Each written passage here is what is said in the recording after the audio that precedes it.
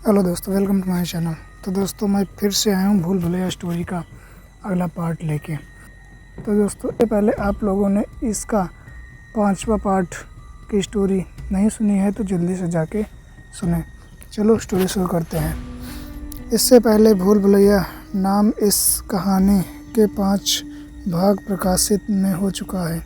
अब तक आपने पढ़ा कि कैसे एक छोटे से शहर की लड़की नेहा अपने पापा का तबादला होने के कारण लखनऊ आ जाती है। उसे इतिहास में बहुत दिलचस्प है और इसी रुचि के चलते वो इमामबाड़ा घूमने जाती है, जहां पहुंचकर उसे अपने पुनर्जन्म की बात याद आ जाती है और वो एक आत्मा के द्वारा भूल भुलैया में कैद कर ली जाती है। अब आगे पिछले जन्म में घटी सारी घटनाएं नेहा को तेजी से याद आ रही थी।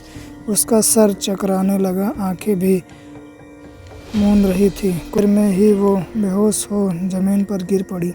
जब उसे होश आया तो उसने देखा कि वो अभी भी उसी जगह पर पड़ी है। उसने उठने की कोशिश की, लेकिन उसका सर अभी भी चकरा रहा था और वो बहुत कमज़ोर महसूस कर रही थी। उसके सर पर भी चोट लगी हुई थी, जहाँ से निरंतर खून बह रहा था। उसे याद आया कि वो वहाँ पड़ी हड्डियों पर ही तो गिरी थी।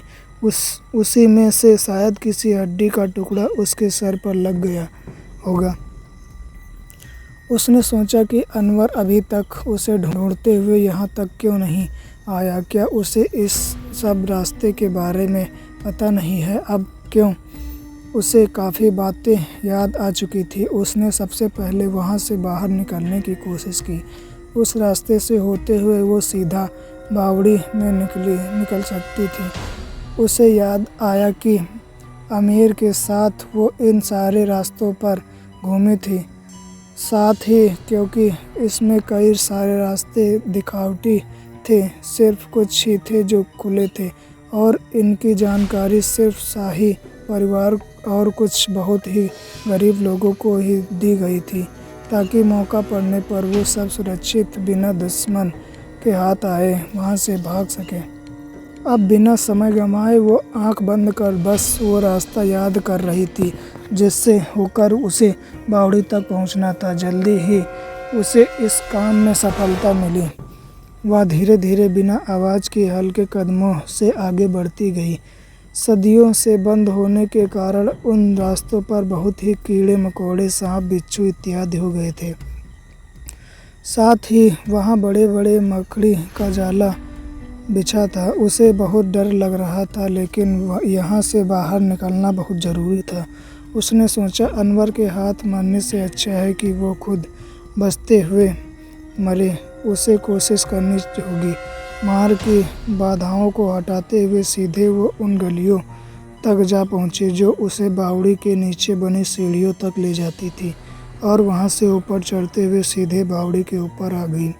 बाहर आकर उसने देखा कि उसके मम्मी पापा बैठे रहे थे और शबनम उन्हें सांत्वना दे रही थी। पास ही पुलिस की टीम और कुछ लोग और थे जो आपस में बात कर रहे थे और उसके मम्मी पापा को बेचारगी भरी निगाहों से देख रहे थे। वो किसी तरह लड़खड़ाते हुए बावड़ी के प्रगड़ के बाहर आती आती बेहोश होकर गिर पड़ी। जब उसे होश आया तो अस्पताल में थी। उसके माथे पर पट्टी बंधी थी और हाथ और शरीर के बाकी हिस्से पर खरोंचे के निशान थे। वो खुद को बहुत कमज़ोर महसूस कर रही थी। अब उसके इतनी भी ताकत नहीं थी कि वो खुद उठ के पैर में बैठ सके।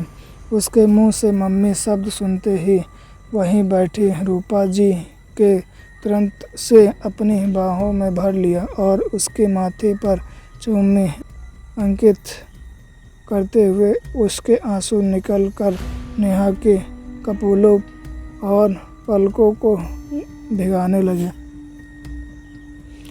कहाँ चली गई थी तू बेटा? हमने सोचा कि हमने तुम्हें खो दिया।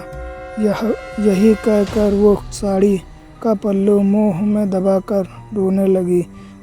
रोने की वजह सुनकर उसके पापा भी अंदर आ गए, जो बाहर इंस्पेक्टर से बात कर रहे थे। उन्होंने भी नेहा को होश में आया देखकर सांस ली, चैन की सांस ली। डॉक्टर द्वारा ये कहने पर कि नेहा अब ठीक है, बयान दे सकती है, उसने पुलिस को ये बताया कि पता नहीं कैसे वो बंद पड़े रास्ते को देखने के चक्कर में अंदर गिर गई थी और वहाँ आश्चर्य मात्रा में ऑक्सीजन न होने के कारण वहीं बेहोश हो गई थी। तो दोस्तों आगे की स्टोरी कल, तब तक के लिए बने रहिए हमारे साथ। और जिन लोगों ने मेरे चैनल को अभी तक सब्सक्राइब नहीं किया है तो जल्दी से करें।